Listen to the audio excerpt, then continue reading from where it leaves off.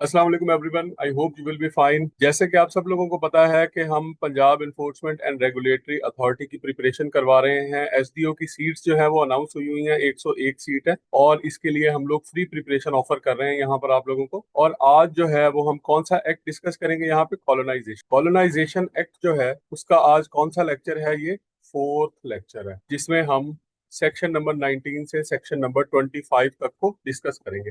Section number 19 से 25 तक जो है वो बहुत ही ज्यादा इंपॉर्टेंट है, ठीक है। खास तौर पे 20, 21, 22 और 23 जो कि सेक्शन से रिलेटेड है।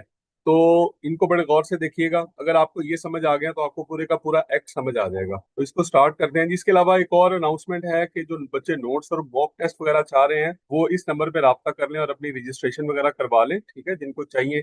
तो ये एडमिन का नंबर मैंने यहाँ पर दे दिया। अच्छा भाई, सेक्शन नंबर 19 क्या कहता है? Transfer of rights to be void. Transfer of rights की यहाँ पर बात हो रही है, यानी कि अगर कोई अपना हिस्सा जो है वो बेच देता है, कोई टेनेंट जो है वो अपना हिस्सा आगे किसी को ट्रांसफर कर देता है, except as provided in section 17। वो कहता है सेक्शन 17 के अंदर जो प्रोवाइड किया उसके अलावा। सेक्शन 17 हमने क्या पढ़ा था, अगर आपको याद हो तो वो एक्सचेंज से रिलेटेड था, ठीक है। कोई दो लोग हैं अपनी लैंड एक्सचेंज कर रहे हैं, एक के पास एक जमीन है, ठीक है, 1 एकड़, दूसरे के पास भी 1 एकड़। वो कहते हैं आए हम इसको एक्सचेंज कर लेते हैं, लेकिन विद द अप्रूवल ऑफ, ठीक है, कलेक्टर वो इसको करेंगे, अदरवाइज खुद से नहीं कर सकते। Except as provided in section 17, none of the rights of or interest vested in the tenant by under the government tenants Punjab act 1893 or under this act shall without the consent in writing of the executive district officer revenue, ठीक है। चाहे वो land उसको जो है tenancy वो पुराने वाले एक्ट के तहत मिली हो, 1893 वाले एक्ट के तहत, या फिर इस एक्ट के तहत उसको वो लैंड मिली है, लेकिन without the consent of EDO R E executive district officer revenue, इसकी मर्जी के बगैर आप क्या कर सकते हैं, किसी को ट्रांसफर नहीं कर सकते। और of such officer as he may be written order empower in this behalf, या किसी और ऑफिसर को अगर इम्पावर किया गया, मिसाल के तौर पे एसी को अगर पावर दी हुई है, ठीक है, तो वो भी जो है वो कर सकता है, लेकिन वो बंदा जो है वो ऑथोराइज होना चाहिए, उसके पास वो पावर होनी चाहिए। बी ट्रांसफर्ड, ठीक है। अगर तो ये अप्रूवल मौजूद है फिर तो किया जा सकता है, अदरवाइज ना ट्रांसफर किया जा सकता है, और चार्ज बाय एनी सेल, किसी सेल के अंदर नहीं दिया जा सकता, एक्सचेंज नहीं किया जा सकता, गिफ्ट नहीं दिया जा सकता, विल में जो है वही विल मतलब वसीयत के अंदर कोई नहीं कह सकता कि ये जी जमीन इसको दे दी जाए। मॉर्गेज में वो नहीं दिया जा सकता। मॉर्गेज का मतलब है आपने लोन लिया और वहां पे उसको आपने क्या किया, गिरवी रखवा दिया। और अदर प्राइवेट कॉन्ट्रैक्ट या किसी और प्राइवेट कॉन्ट्रैक्ट में आप उसको इस्तेमाल नहीं कर सकते, other than a sublease for not more than 1 year in case of tenant who has not acquired the right of occupancy, ठीक है। तो अच्छा, दो तरह के लोग होते हैं, अगर राइट ऑफ ऑक्यूपेंसी है या नहीं है, ठीक है। अगर राइट ऑफ ऑक्यूपेंसी नहीं है तो वो 1 साल के लिए सब लीज कर सकता है। अदर देन अ सब लीज का मतलब है कि आगे किसी को फर्दर, किसी थर्ड पर्सन को, मैं जरा इसको क्लियर कर दूं ताकि आपको समझ आ जाए। वो ये कह रहा है कि ये सारी चीजें आप नहीं कर सकते, लेकिन आप एक सब लीज कर सकते, वो भी लेकिन अप्रूवल के साथ होती है। तो सब लीज जो है इसमें दो तरह के लोग होते हैं। कौन कौन से लोग होते हैं? एक होते हैं जिनके पास राइट ऑफ ऑक्यूपेंसी होता है, ठीक है, राइट ऑफ ऑक्यूपेंसी यस और right of occupancy no. Right of occupancy उन लोगों के पास होता है जो लॉन्ग टाइम से यहाँ पर रह रहे हैं, लॉन्ग टाइम, और ये उनके पास होता है जिनको शॉर्ट टाइम हुआ है, ठीक है। जिनके पास नहीं है वो क्या है, शॉर्ट टाइम से है। एक बंदा, मिसाल के तौर पे एक बंदा जो है वो यहाँ पर पिछले 35 ईयर से रह रहा है, और ये जो जिसके पास राइट ऑफ ऑक्यूपेंसी नहीं है उसको सिर्फ 1 साल हुआ है यहाँ पर आए हुए, ठीक है। तो लंबे अरसे तक से जो बंदा रह रहा है, गवर्नमेंट क्या करती है, उसको राइट ऑफ ऑक्यूपेंसी दे देती है। राइट ऑफ ऑक्यूपेंसी का फायदा ये होता है कि उसको गवर्नमेंट उसके साथ जो एग्रीमेंट करती है ना, जमीन उसको उसको ठेके पे देने का, वो कम से कम 7 साल का होता है, ठीक है, 7 ईयर का। ये उस जमाने की बात है। और जिसके पास ये राइट ऑफ ऑक्यूपेंसी नहीं होता ना, उसके साथ जो है वो हर साल 1 साल का एग्रीमेंट किया जाता है, ठीक है। हर साल स्टेटमेंट ऑफ कंडीशन उसकी रिवाइज होती है, हर साल 1 साल का एग्रीमेंट होता है और उसको रिव्यू किया जाता है, ठीक है। तो ये इन दोनों में फर्क क्या होता है? कुछ लोग ऐसे होते हैं जो लंबे अरसे से, साल हर साल से, नस्ल दर नस्ल जो है वो वहां पर आबाद होते हैं, उनके पास राइट ऑफ ऑक्यूपेंसी होता है। कुछ लोग ऐसे हैं जिन्होंने अभी रिसेंटली आके, साल 2 साल पहले जो आके उस जमीन को एक्वायर किया है, ठीक है, वो टेनेंट बने हैं, उनके पास राइट ऑफ ऑक्यूपेंसी अभी नहीं आया। तो राइट ऑफ ऑक्यूपेंसी जो है वो क्या है, वो कलेक्टर डिसाइड करेगा और बाद में दिया जाएगा। और ये क्या होता है, उनके जो जो पीरियड ऑफ वहां पे उनकी रेजिडेंस है या पीरियड ऑफ ऑक्यूपेशन है, उसकी बेस पे ये डिसाइड किया जाता है। अच्छा भाई, तो मैं ये बताऊं फॉर मोर देन 1 ईयर। अच्छा, अभी कहता है अदर देन अ सब लीज, कहता है सब लीज किया जा सकता है for not more than 1 year in case of a tenant who not acquired the right of occupancy, ठीक है, जिसने राइट ऑफ ऑक्यूपेंसी नहीं एक्वायर किया वो 1 साल के लिए दे सकता है, बिकॉज उसके पास भी 1 साल के लिए है, इसलिए वो 1 साल के लिए दे सकता है। And 7 years in case of the tenant who has acquired the right of occupancy, और जिसके पास राइट ऑफ ऑक्यूपेंसी है वो 7 साल के लिए इसको आगे सब लीज पे दे सकता है। एनी सच ट्रांसफर और charge made without such consent in writing shall be void. वो कहता है कि इस तरह का जो भी ट्रांसफर है, ये सब लीज की बात नहीं हो रही, ऊपर वाली चीजों की बात हो रही है, जिसमें उसने विल कहा था, गिफ्ट कहा था, मॉर्गेज कहा था, ठीक है, सेल एक्सचेंज की बात हुई थी। कहता है इसके अलावा कोई और किसी तरीके से आपने जो है वो अपना जो ट्रांसफर ऑफ राइट किया है, या आपने जो है वो अपनी टेनेंसी जो है उसको ट्रांसफर कर दिया है, वो shall be considered as void. ठीक है, वॉइड का क्या मतलब है, उसको जो है वाइड कंसीडर किया जाएगा। वाइड का मतलब है कि इनवैलिड कंसीडर किया जाएगा। And if after the commencement of this act the transferee has obtained the possession he shall be objected sorry ejected under the order by the collector. अगर कोई और बंदा आ गया, मिसाल के तौर पे ये जो शख्स था जिसके पास टेनेंसी का राइट नहीं था, इसने किसी को 10 साल के लिए ये जमीन दे दी उठा के, राइट तो इसके पास 1 साल का है, तो इसने 10 साल के लिए दे दी। या फिर इसने क्या किया, किसी को अपने बच्चे को जो है वो विल में लिख के दे दी कि भाई ये जमीन मेरे बच्चे को दे दी जाए। या इसने क्या किया कि इसको आगे सेल कर दिया, इसने कहा कि जी मुझे 5 लाख रुपया दे दो, ये जमीन जो है वो तुम्हारी, ठीक है। तो अगर इनमें से कोई भी काम उसने कर दिया है तो उसने क्या किया, उसने उसने क्या किया, वायलेट किया है इस एक्ट को। इसके किस सेक्शन को, सेक्शन नंबर 19 को।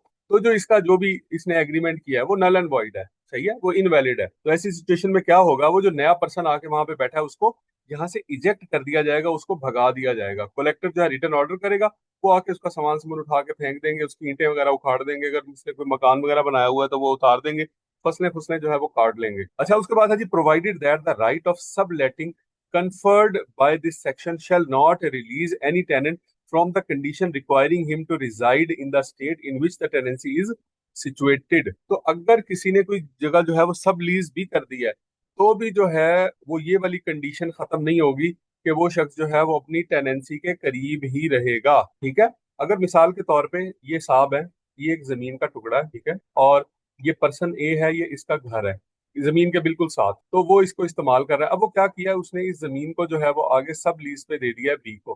बी जो है वो भी जमीन के साथ ही रहता है। अब ए कहता है कि मैं यहाँ से छोड़ के किसी और स्टेट में, किसी और प्रोविंस में, इस जगह पे जाके मैं रहना शुरू कर देता हूँ। तो इसको इजाजत नहीं है, सिर्फ इस वजह से कि इसने अपनी लैंड किसी और को दे दिया, तो भी ये यहाँ से छोड़ के नहीं जा सकता। अब बच्चों, रैशनल क्या है इसके पीछे? इसके पीछे रैशनल ये है कि गवर्नमेंट ने उस जमाने में ऐसी जमीनों को आबाद किया था जहां दूर दूर तक जो है वो कोई आबादी नहीं थी। यहाँ बड़े सगीर में इतनी जमीनें थी कि दूर दूर तक जो है वो उनको लेने वाला कोई नहीं था।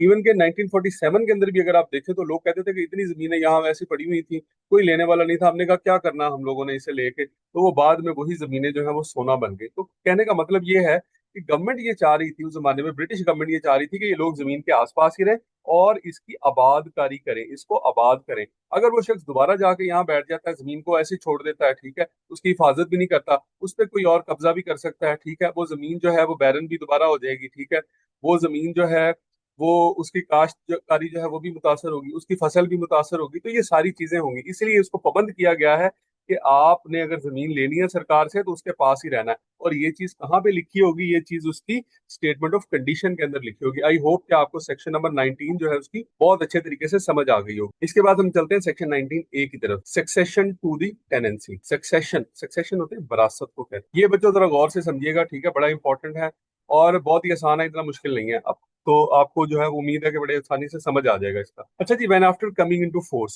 Of the colonisation of government lands Punjab amendment act 1951, any Muslim tenant dies, अगर कोई मुस्लिम टेनेंट है उसकी डेथ हो जाती है, ठीक है, succession to the tenants shall devolve. तो सक्सेशन होगी ना, जो विरासत होगी, शेल डिवॉल्व। डिवॉल्व का मतलब होता है ऑटोमेटिकली ट्रांसफर हो जाना, विदाउट एनी लीगल एक्शन, ठीक है, कुछ भी किए बगैर ऑटोमेटिकली ट्रांसफर। फादर की डेथ हो गई है तो उसकी जो जायदाद है वो ऑटोमेटिकली बच्चों को ट्रांसफर हो जाती है, सही है।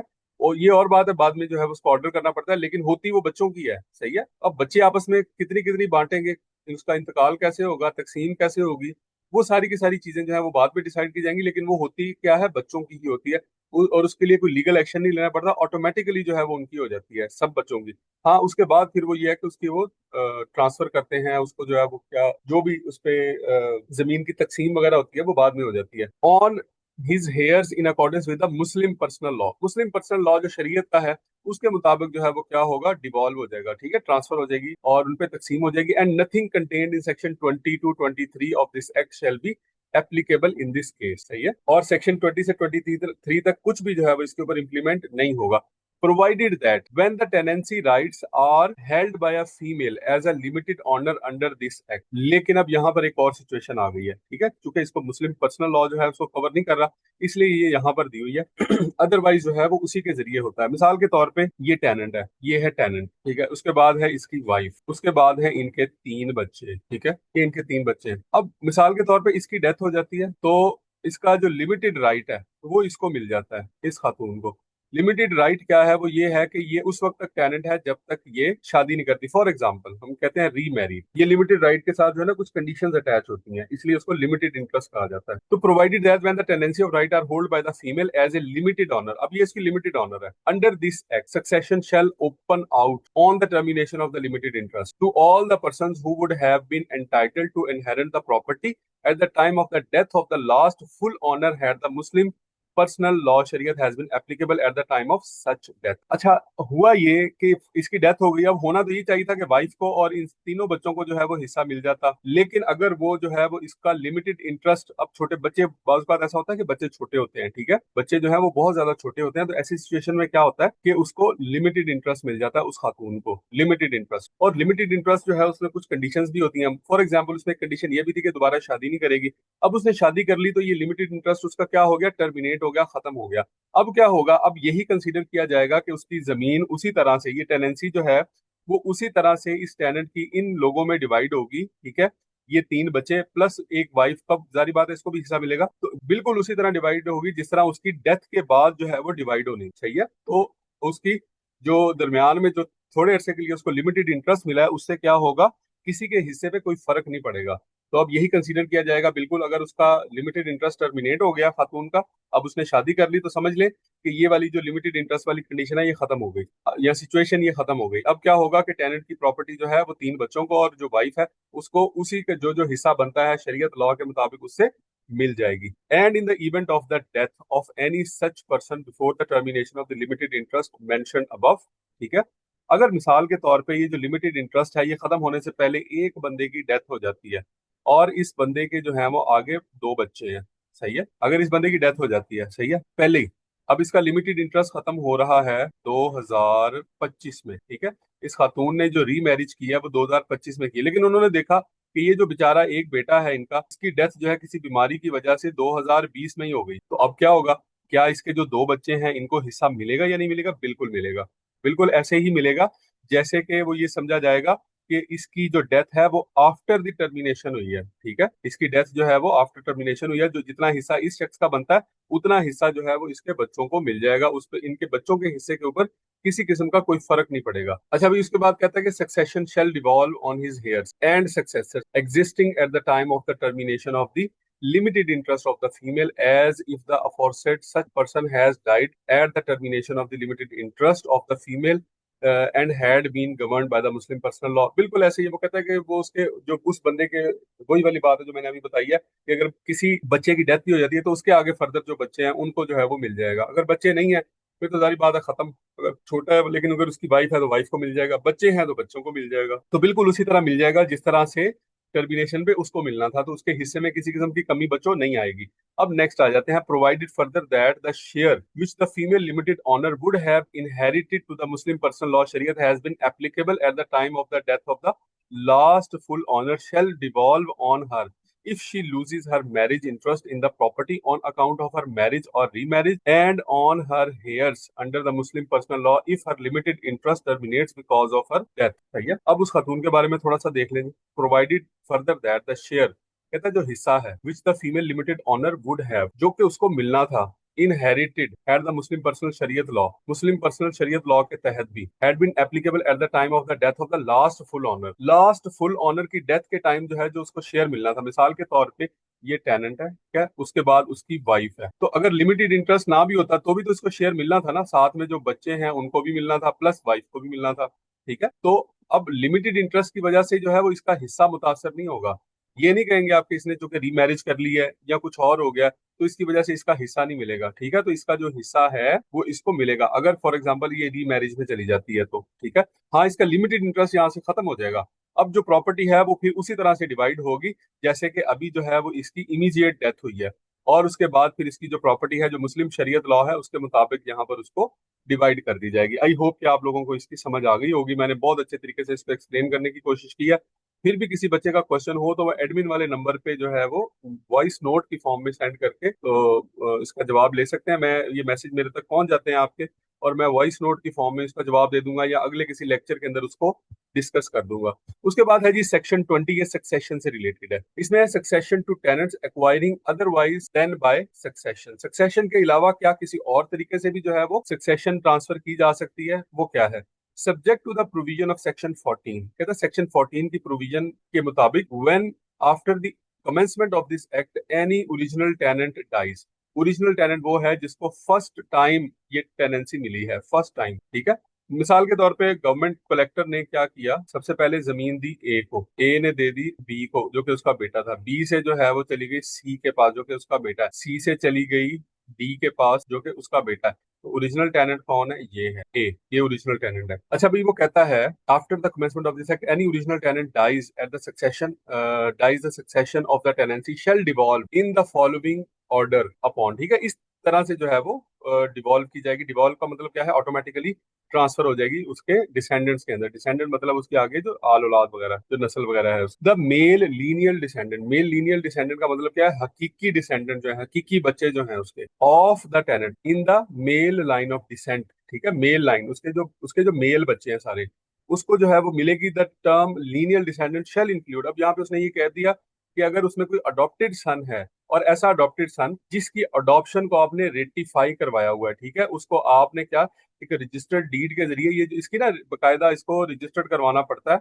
और इसकी रजिस्ट्रेशन होती है अथॉरिटीज के पास कि आपने कोई बच्चा अगर अडॉप्ट किया है, सही है, तो उसका बकायदा पूरे का पूरा एक प्रोसीजर होता है। ऐसे ही आप अडॉप्ट नहीं कर सकते कि जी बच्चा ठीक है जी ये हमारा है। तो अगर आपने ये अडॉप्शन का प्रॉपर जो है वो रजिस्टर्ड करवाया हुआ है रजिस्टर्ड डीड के थ्रू, तो वो भी जो है वो लीनियल डिसेंडेंट यानी आपका हकीकी बच्चा ही कंसिडर होगा। लेकिन अगर नहीं, वो नहीं करवाया हुआ, तो वो हकीकी बच्चा नहीं है, बल्कि वो स्टेप में ही होगा, वो आपका स्टेप सन ही होगा। उसके बाद बी में देखें, the widow of the tenant until she dies, the widow of the tenant until she dies, जो विडो है उसको भी हिस्सा मिलेगा, ठीक है। यहाँ पे उसने ये बताया कि किसको हिस्सा मिलेगा?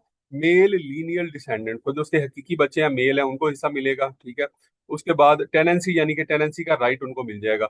विडो जो है उसको मिल जाएगा of the tenant until she dies और रीमैरिज, ठीक है, या दोबारा शादी कर लेती है, या loses her right under the provision of this act, या फिर वो अपना जो लिमिटेड राइट है, लिमिटेड इंटरेस्ट है वो लूज कर जाती है, ठीक है। उसके बाद सी में क्या है? द अनमैरिड डॉटर्स, उनको भी मिलेगा of the tenant until they die और मैरिड। अगर वो शादी कर लेंगी तो खत्म हो जाएगा, अगर उनकी डेथ हो जाएगी तो ऑब्वियसली खत्म हो जाएगा। और use their rights under the provision of this act. The successor or successors nominated by the tenant, या कोई भी सक्सेसर जो है, सक्सेसर क्या होता है? वारिस, जिसको टेनेंट जाते जाते अपनी जिंदगी में नॉमिनेट कर गया रजिस्टर्ड डीड के जरिए, सही है, एग्रीमेंट के जरिए, बकायदा रजिस्टर्ड लिख के देके गया तो स्टैम्प पेपर के ऊपर। From among the following person, that is to say his mother, अपनी मदर को अगर वो देना चाहता है। His predeceased sons widow, उसका बेटा है और उसके बेटे की डेथ हो जाती है तो उसकी जो विडो, उसकी बहू थी, ठीक है, जो उसकी बेवा बहू है।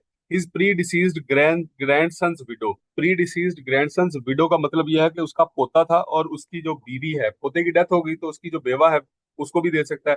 हिज मैरिड डॉटर, अपनी मैरिड डॉटर को भी दे सकता है, ठीक है, लेकिन उसके लिए क्या करेगा? रजिस्टर्ड डीड होगी। हिज डॉटर्स सन, अपने पोते, अपने जो है वो बेटी के बेटे को भी दे सकता है। हिज सिस्टर्स, अपनी सिस्टर को दे सकता है, सिस्टर सन को दे सकता है यानी अपने भांजे को दे सकता है। And the male agnate members of his family, male agnate members of his family क्या है कि मेल साइड की, उसकी पैटर्नल साइड की, जो उसके उसके चचा हैं, उसके भाई हैं, उसके भतीजे हैं, ठीक है, उसका ताया है, उसके ताए का बेटा है, उन सारों को भी जो है वो दे सकता है। तो ऐसी सिचुएशन के अंदर क्या होगा? एक रजिस्टर्ड डीड होगी, जुबानी कलामी कुछ नहीं होगा। ई में देखें, the successor or successors nominated by the collector from among the persons enumerated in clause D of this section, क्या कह रहा है इनके बारे में? अच्छा, ई में क्या बताया उसने? तो कहता है कि द सक्सेसर्स और सक्सेसर, वारिस या वारिसीन nominated by the collector. Collector जो है वो भी कोई किसी को नॉमिनेट कर सकता है, ठीक है। कलेक्टर क्या कर सकता है, वो भी किसी को नॉमिनेट कर सकता है इन केस अगर उनके कोई बच्चे नहीं है या आपस में कोई और इस तरह का मामला है, तो कलेक्टर जो है वो क्या करेगा, बजाय उसके कि वो जमीन ऐसे जो है वो बेआबाद पड़ी रहे, वो भी किसी को नॉमिनेट कर सकता है कि आप जो है वो अब इसके क्या हैं, अब इसके सक्सेसर हैं और आप इस जमीन को जो है वो देखभाल करें, लुक आफ्टर करें। मकसद यह है कि जमीन की आबादकारी होनी चाहिए, ठीक है।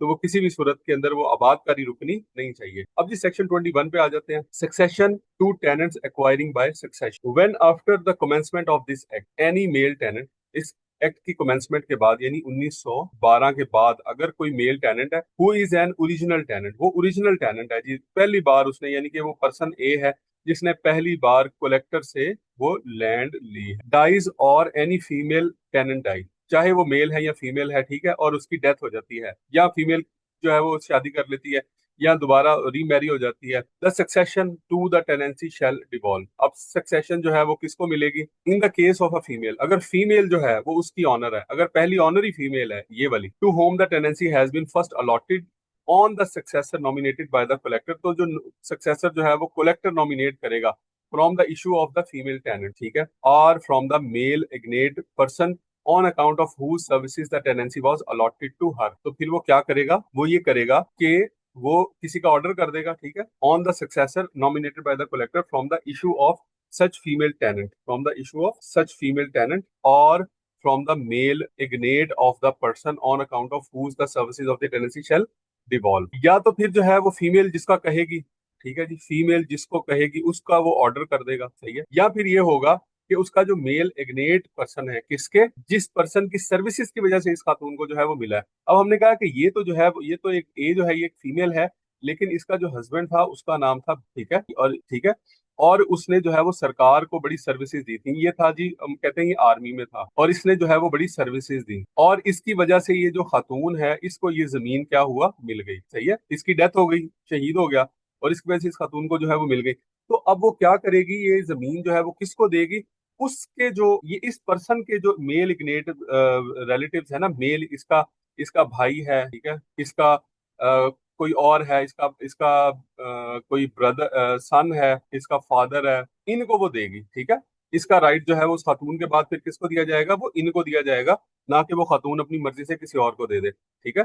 दोबारा इसको पढ़ लेते हैं। In the case of the female to whom the tenancy has been first allotted, एक फीमेल के केस में जब टेनेंसी जो है पहली बार अलॉट की गई है on the successor nominated by the collector from the issue of such female tenant और फ्रॉम द, ठीक है, या तो फिर कलेक्टर जो है वो वही वाली बात है कि कलेक्टर या तो फिर नॉमिनेट कर देगा या फिर जो है उसके मेल एग्नेट पर्सन है on account of whose services the tenancy was allotted to her, उस खातून को जिस बंदे की सर्विसेज की वजह से जो है वो मिली है ये वाली टेनेंसी, तो उस पर्सन के जो मेल एग्नेट मेंबर्स हैं उनको ये दे दी जाएगी। अब उसके बाद बी में देखें, क्लॉज बी है ये, in all other cases, in all other cases on the person, in all other cases on the person or persons who would succeed if the tenancy पर agricultural land acquired by the original tenant. इसके अलावा कहते हैं बाकी जितने भी cases हैं, सही है, इसके अलावा जितने भी केसेस हैं उसमें जमीन जो है वो ऐसे ही आगे ट्रांसफर होगी जैसे किसी की कोई एग्रीकल्चरल लैंड है और वो आगे फिर उसके बच्चों में ट्रांसफर हो जाती है, ठीक है।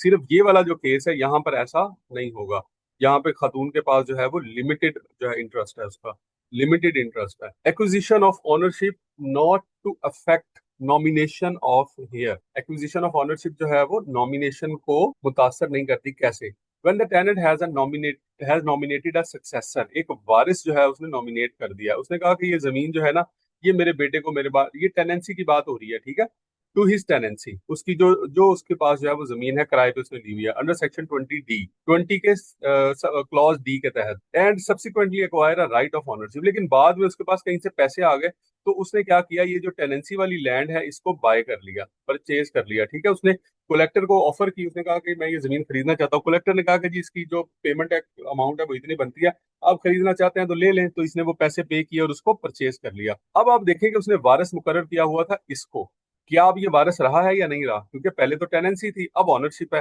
तो कानून ये कहता है कि ये अब भी वारिस है अनटिल अनलेस के इसका फादर जो है वो रिटर्न डीड की फॉर्म में उसको जो है वो इस वरासत से हटा ना दे, ठीक है, तो अभी भी इसकी वरासत जो है वो मौजूद है unless the deed of nomination expressly provide to the contrary, एक एक डीड ऑफ नॉमिनेशन जो है वो करके इसके अगेंस्ट जो है वो कुछ और ऑर्डर करवा ले वो, कि भाई अब वो जो मैंने पहले उसको वरासत दी थी वो सिर्फ अपनी टेनेंसी में दी थी, सही है।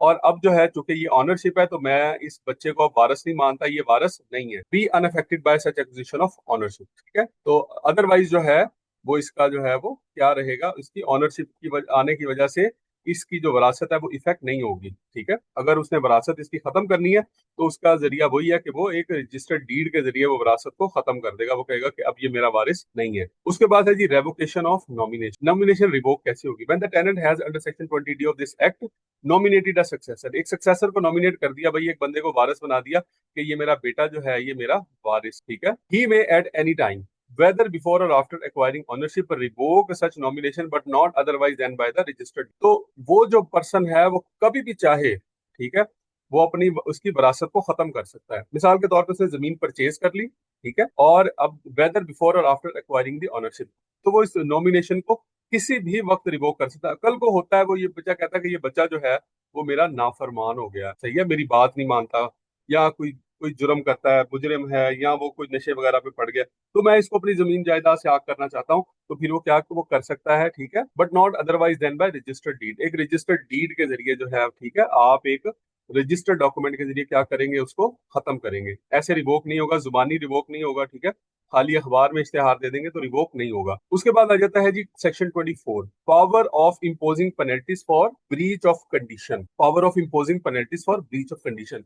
अगर कोई आप कंडीशन जो है वो ब्रीच कर देते हैं, हमने शुरू में पढ़ा था कि इसके अंदर एक स्टेटमेंट ऑफ कंडीशन होती है जिसके तहत जो है वो लैंड दी जाती है। स्टेटमेंट ऑफ कंडीशन, इसमें सारी टर्म्स एंड कंडीशंस जो है वो लिखी होती है, टर्म्स एंड कंडीशन, ठीक है। तो इसकी अगर कोई खिलाफ वर्जी करता है तो ऐसी सिचुएशन में क्या होगा? ऐसी सिचुएशन में ये होगा कि उसको पेनल्टी जो है वो लगाई जाएगी। When the collector is satisfied that the tenant in possession of the land has committed a breach, breach का मतलब है खिलाफ वर्जी, of the condition of his tenancy, he may after giving the tenant an opportunity to appear and state his objection। तो वो क्या करेगा? सबसे पहले तो एक अपॉर्चुनिटी देगा कि वो उसके सामने, कलेक्टर के सामने पेश हो और वजह बयान करे। मिसाल के तौर पे कंडीशन ये थी कि वो जमीन के ऊपर काश्तकारी करेगा, ठीक है, लेकिन बाद में कलेक्टर को ये पता लगा कि पिछले 2 साल से वो काश्तकारी नहीं कर रहा, ठीक है? तो अब इसका क्या मतलब है कि इसका मतलब ये है कि उसने उस कंडीशन को ब्रीच कर दिया। ऐसी सिचुएशन में वो क्या ऑर्डर करेगा कि उसको बुलाएगा कि भाई, उसको नोटिस भेजेगा कि आपके साथ ये कंडीशन तय हुई थी कि आप इसके ऊपर काश्तकारी करेंगे, ठीक है, इससे फसलें उगाएंगे, लेकिन आप ये नहीं कर रहे, तो आप जो है वो मेरे सामने पेश हो फलां डेट को और इसकी रीजन बताएं। अगर आप रीजन नहीं बताएंगे तो उसके खिलाफ, आपके खिलाफ कानूनी कार्रवाई अमल में लाई जाएगी। इस सिचुएशन के अंदर अब फिर क्या होगा? अगर अगर जो है ना वो गिल्टी कंसीडर होता है तो impose on the tenant penalty not exceeding 10,000 rupees, 10,000 का फाइन हो जाएगा। ये पुराना असल में है बहुत ज्यादा, और उस जमाने में 10,000 का फाइन बहुत ज्यादा होता था। Order the resumption of the tenancy, या फिर वो ये कहेगा कि भाई आप इसको वापस कर दें, गवर्नमेंट हमें जो है वो सरकार को वापस कर दें, आप तशरीफ ले जाएं यहाँ से। तो दोनों काम हो सकते हैं, जुर्माना भी कर सकता है, जमीन भी वापस ले सकता है उससे, दोनों चीजें हो सकती हैं। अच्छा, provided that if the breach is capable of rectification, अगर ब्रीच जो है वो केपेबल है, रेक्टिफाई हो सकता है, यानी वो बंदा जाके वो कहे जी कि सर मैं बीमार था, मेरी वाइफ बीमार थी, या कोई मसला था, मैं कहीं गया हुआ था, यानी कि उसने कोई जस्टिफाइबल रीजन दे दी, तो ऐसी सिचुएशन में वो क्या होगा कि वो कहता है कि जी मैं 1 महीने के अंदर अंदर यहाँ पे फसल लगा दूं, ठीक है। तो ऐसी सिचुएशन के अंदर वो उसको टाइम दे देगा। The collector shall not impose any penalty or order of resumption of the tenancy unless he has issued a written notice requiring the tenant to rectify, कि वो रेक्टिफाई करे। अब यहाँ रेक्टिफिकेशन क्या है कि वो फौरी तौर पे जाके वहां पर फसलें उगाए। Rectify the breach with in the reasonable time, reasonable time, अब देखें फसलें उगाने के लिए वो 1-2 दिन या 3 दिन का टाइम तो दे नहीं सकता, ठीक है, इतना टाइम तो नहीं देगा। उसके लिए वो मंथ्स में टाइम देगा कि जाओ भाई जाके फसलें उगाओ, मैं आपको 3 महीने का फॉर एग्जाम्पल टाइम देता हूँ कि 3 महीने बाद आके मैं चेक करूंगा कि आपने वहां कुछ उगाया या नहीं उगाया। तो जो भी फसल है इस वक्त जो चल रही है वो आप जाके उगा दें, कुछ सब्जी चल रही है, कुछ भी जो उग सकता है वो उगा दो, ताकि जमीन खाली ना रहे। नॉट लेस देन 1 मंथ, कहता 1 महीने से कम का टाइम नहीं हो सकता। ऐसा नहीं है कि वो कहे कि जी आपके पास 1 दिन का टाइम है तो उस पर अगर फसल उगा सकते हो तो उगा दो। इसका मतलब तो यही है कि वो वापस जमीन उससे लेना चाह रहा है, वो उसको रेक्टिफिकेशन का टाइम नहीं देना चाह रहा। To be stated in notice and the tenant has failed to comply with such notice, हाँ अगर वो जो है उसको कंप्लाई करने में फेल रहता है तो फिर उसके ऊपर लाजमी, उसके ऊपर क्या होगा कि लाजमी फाइन होगा, या फिर उससे जमीन जो है वो रिज्यूम कर ली जाएगी, वापस ले ली जाएगी और किसी और शख्स को दे दी जाएगी। Power to re entry and provision as to compensation to certain, re entry का मतलब होता है वापस आना। मिसाल के तौर पे ए जो है वो एक टेनेंट था जिसको कलेक्टर ने क्या किया था, जमीन दी, लेकिन इसने क्या किया, इसने ब्रीच किया, इसने उस पर काश्तकारी ही नहीं की, ठीक है, काश्तकारी नहीं की। अब कलेक्टर ने क्या किया कि जमीन इससे वापस ली और उसने जमीन दे दी बी, इसे वापस लेके बी को दे दी। अब बी ने क्या किया, यहाँ पे आके काम करना शुरू कर दिया। अब ए आ गया, वो दोबारा कहता है कि जी ये जमीन बराए मेहरबानी मुझे वापस कर दें। ठीक है, अब क्या होगा, इसको री एंट्री कहा जाता है। पावर ऑफ री entry and provision as to compensation in certain where an order resuming the tenancy has been passed under the last proceedings। 24 में अगर जो है उसने रिज्यूमिंग का जो है वो ऑर्डर दे दिया कि लैंड इसे रिज्यूम करके इस बंदे को दे दी, ए से लेके बी को दे दिया, तो अब क्या होगा, the collector may fourth with री एंटर। ठीक है, तो वो कलेक्टर के पास पावर है कि वो दोबारा जमीन उसको दे सकता है, इससे बी से लेके दोबारा दे सकता है। लेकिन कैसे, upon the land and resume the possession of it subject to the payment of compensation to be fixed by the collector for uncut and ungathered crops and for the improvements if any that have been made by the tenant. अगर यहाँ पर मिसाल के तौर पे B जो है उसने यहाँ पर जो है वो गंदम काश्त कर ली और उसने यहाँ पर ट्यूबवेल लगवा लिया, ठीक है, दोनों पे खर्चा किया ना उसने, तो ये कहेगा कि भाई आप इसके गंदम के पैसे दे दें, इसके ट्यूबवेल के पैसे दे दें, फिर आप लैंड रखें। ठीक है, अगर वो दे देगा तो फिर वो क्या करेगा, ये लैंड लेके वो कलेक्टर दोबारा बी से ए को दे देगा और बी को जो है उसकी कॉम्पनसेशन दे देगा जो उसने वहां पे गंदम पे खर्चा किया था या ट्यूबवेल लगवाया। उसके बाद है provided that if the tenancy be allotted to any other person the amount of compensation if any paid to the outgoing tenant shall be recoverable by the collector from the incoming tenant. कहता है लेकिन ये जरूरी है कि अगर कोई शख्स, कोई आउटगोइंग ऑनर है, उसको कोई कॉम्पनसेशन पे की गई है तो वो इनकमिंग ऑनर से लाजमी ली जाएगी। आमतौर पे कलेक्टर अपनी तरफ से पे नहीं करता, बल्कि वो उसको पाबंद करता है कि जब तक कोई और बंदा नहीं आता आप उस पर काम करें। ठीक है, तो होता यही है कि जब वो जाता है तो उसको जो पैसे दिए जाते हैं, उसने कोई ट्यूबवेल वगैरह लगाया या कुछ और किया, तो वो फिर अगले आने वाले बंदे से वो पैसे वसूल कर लिए जाते हैं जमीन के ऊपर जो भी इंप्रूवमेंट वगैरह की जाती है, अगर उसको पे किए हैं कलेक्टर ने। ठीक है, अदरवाइज फिर वो यही होता है कि इस बंदे को आप पे कर दें और ये जमीन जो है वो आप रख लें। तो आई होप कि आप लोगों को समझ आ गया होगा। आई ट्राइड माई बेस्ट, मैं इसको जितना आसान करके आपको सिखा सकता हूँ उतना आसान करके सिखाऊं, और उम्मीद है कि आप सब लोगों को इसकी समझ आई होगी। आपके फीडबैक का मुझे इंतजार रहेगा। ठीक है, जिन लोगों ने इस चैनल को सब्सक्राइब नहीं किया वो उसको सब्सक्राइब भी कर लें, और आपके टेस्ट के लिए, आपके इंटरव्यू के लिए बहुत सारी बेस्ट विशेस। अल्लाह हाफ़िज़।